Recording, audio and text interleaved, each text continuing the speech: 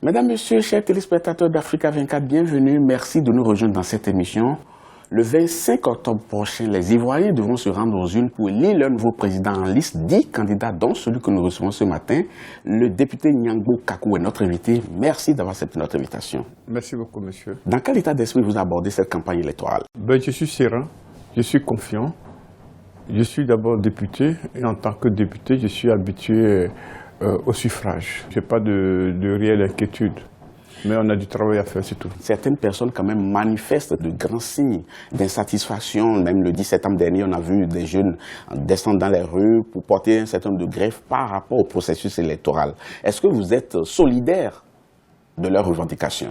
Ben oui, c'est le peuple. Le peuple est représenté par sa base, la jeunesse. La jeunesse et la population dans son ensemble se rendent compte qu'il n'y a pas les conditions équitables.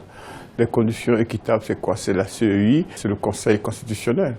Bon, quand les éléments d'arbitrage de la démocratie ne sont pas remplis, il est normal que souvent le peuple se rebelle.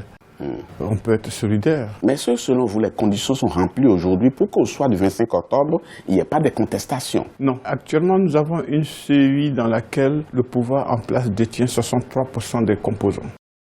Il y a 10 candidats et parmi les 10 candidats, 9 n'ont pas de représentants au sein de la CEI. Ce n'est pas du tout normal. Ce n'est pas normal que l'arbitre central qui va gérer ces élections soit coupé d'un ensemble de compétiteurs. Est-ce que vous ne prêchez pas dans le désert? Parce qu'on est pratiquement à un mois de l'élection présidentielle. Je ne prêche pas dans le désert. Si le président, il pense bien gagner, hein, et je l'espère pour lui. Mais vous aussi, vous pensez gagner. Oui, mais lui, il pense gagner. Et moi, je pense gagner. Mais si lui, il pense que sa victoire ne souffre d'aucune contestation, il faudra qu'il équilibre la CEI. Et comme la Côte d'Ivoire est sortie d'une crise en 2010, il ne faut pas qu'on retombe dans une autre crise en 2015. L'élection présidentielle, c'est un homme et un projet de société. Qu'est-ce que vous promettez aux Ivoiriens? Vous savez que le pouvoir actuel, qu'est-ce qu'il fait? Le pouvoir actuel a investi près de 743 milliards dans les grands travaux.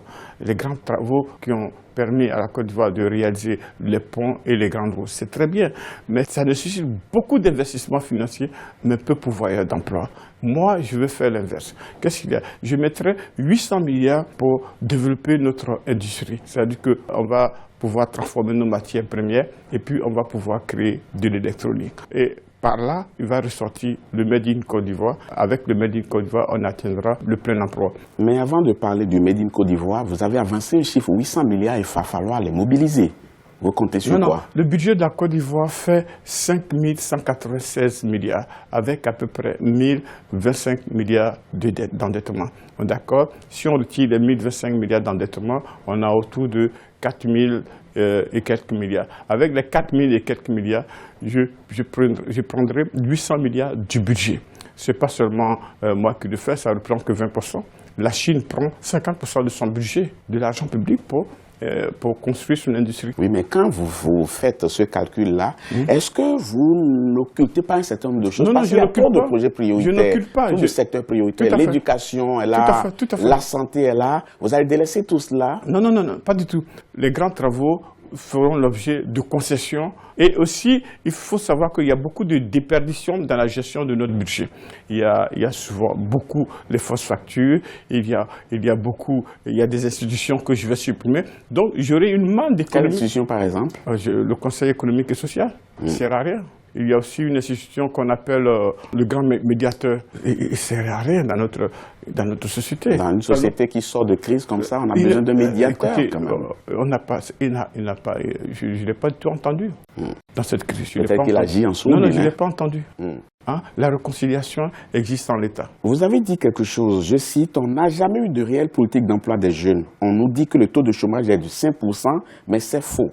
Il n'existe pas de réelles statistiques sur la question. Fin de citation. Vous êtes sincère ou bien vous faites un peu de démagogie? Monsieur, quand vous prenez 10 jeunes qui sortent des études, il n'y a pas un seul qui a la chance de trouver un emploi.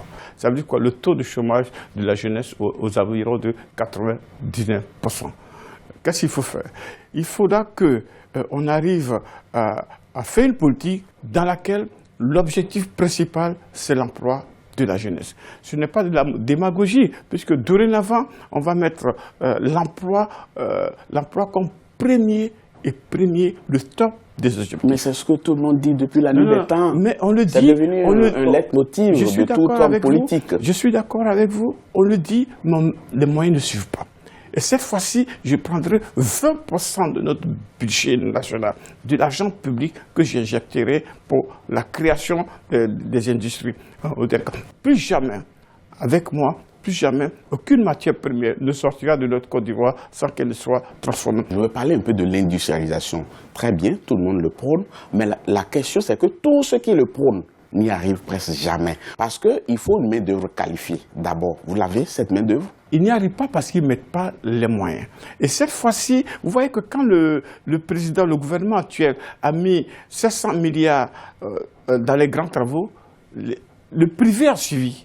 Donc moi, je mettrai 800 milliards, le privé va suivre pour 2 fois plus 800 milliards. On aura un investissement annuel de plus de 3 000 milliards. C'est nous qui devons construire notre industrie. Ce n'est pas quelqu'un d'autre, ce n'est pas quelqu'un de l'extérieur qui viendra construire l'industrie. Mais bien entendu, on a besoin d'une main-d'œuvre qualifiée. Tout à fait. Mais là, qu'est-ce qu'on va faire? Nous avons 95 départements en Côte d'Ivoire. Dans chaque département, je mettrai 100 milliards, 1 milliard par département pour construire des centres de formation, ce qui n'existe pas en Côte d'Ivoire. L'offre qu'on va lancer sera tellement forte qu'il faudra la main-d'œuvre qualifiée. Parce qu'il faut traiter cette main-d'œuvre, il faut la traiter pour qu'elle puisse faire le travail à la chaîne. Parlons maintenant du Made in Côte d'Ivoire, ambition noble, hein, bien entendu, mais comment y arriver? Les impôts, c'est-à-dire que tout ce qui va sortir des entreprises, c'est ça le Made in Côte d'Ivoire. Encore faudrait-il que les Ivoiriens soient fiers de consommer le Made in Côte d'Ivoire, parce qu'il y a certaines personnes qui sont extraverties. Hein.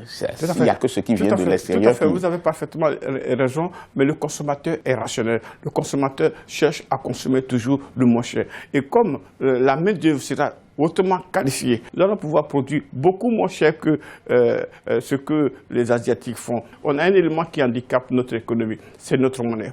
Le CFA est trop lourd. Je ferai de sorte que ce CFA soit flottable. Donc, par la flottabilité de la monnaie de CFA et puis aussi par la qualification de notre... Je crois que vous allez carrément tourner dos au CFA. Non, on ne tourne pas dos au CFA. Actuellement, il y a une monnaie qui existe, c'est de voir avec la France, de voir avec nos partenaires de lui et moi pour qu'ils acceptent que notre CFA soit flottable. Parce que derrière, il y a une politique d'offre importante. Et jamais il n'y a eu de politique d'offre importante en Côte d'Ivoire. Il y a un aspect sur lequel les Ivoiriens attendent quand même les candidats, hein, sur la réconciliation. Si je suis élu, après, je ferai une loi d'amnistie. Je vais tout de suite demander à ce que le président Gbagbo... Le sort du président Gbagbo n'est plus dans les mains des Ivoiriens. Si, on est dans la diplomatie internationale. Les Ivoiriens, en votant pour moi, font un référendum pour la libération de Laurent Gbagbo. Vous pensez que la réconciliation, ça passe par là? La réconciliation passe par là. La réconciliation passe à ce que Laurent Gbagbo soit libéré. La réconciliation passe à ce que tous les exilés rentrent. La réconciliation passe à ce qu'on amnistie ceux qui ont peur actuellement, pensant qu'ils s'aboutent sur l'État, sur l'appareil de l'État,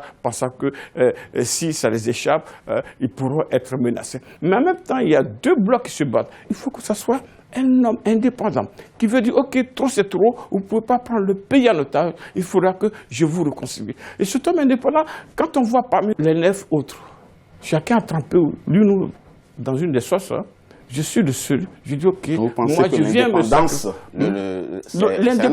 L'indépendance, c'est un atout. Parce que les Ivoiriens en ont assez. Ils veulent être tranquilles. Ils veulent un projet de société. Je veux pouvoir travailler. C'est ce que j'offre. Je veux pouvoir aller en vacances quand j'ai fini l'emploi. Donc, ce qui est valable à l'extérieur doit être valable ici, dans notre Côte d'Ivoire. Monsieur Nyambo Kakou, je l'ai dit en début d'émission, il y a 10 candidats en liste et on aura un seul président. Je voudrais que vous regardiez cette caméra et que vous adressiez le message de votre choix à ces électeurs qui sont en face de vous et leur dire surtout pourquoi ils devraient voter pour vous et non pas pour un de vos adversaires. Vous en avez pour 45 secondes. Moi, je voudrais dire aux Ivoiriens que si demain, vous voulez avoir, toujours à l'ensemble de la jeunesse ivoirienne, si demain, vous voulez avoir la chance d'avoir un emploi par ma méthode de Made in Côte d'Ivoire, vous avez la chance de travailler. Si demain, vous voulez qu'on y aille aux élections et qu'il n'y ait plus jamais de crise, vous avez intérêt à voter pour notre liste parce qu'on fera le découpage des institutions qui feront de sorte que la Côte d'Ivoire soit sécurisée. Si demain, vous voulez que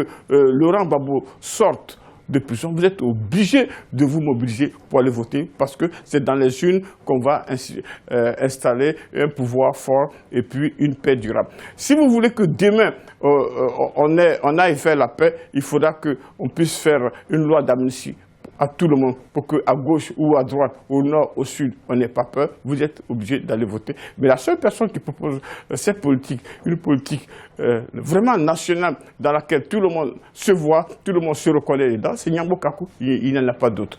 Merci beaucoup, monsieur Edjouard. Merci, monsieur Nyambo Kakou. Je rappelle à nos téléspectateurs que vous êtes député et candidat à l'élection présidentielle, dont le premier tour est pour le 25 octobre prochain. C'était un plaisir pour nous. Hein. Merci beaucoup. Merci. En tout cas, vous m'avez fait plaisir. Je vous remercie beaucoup parce que par cette émission, vous donnez un coup de fouet à la démocratie. Actuellement, on n'a pas la chance de pouvoir nous exprimer sur les chaînes nationales.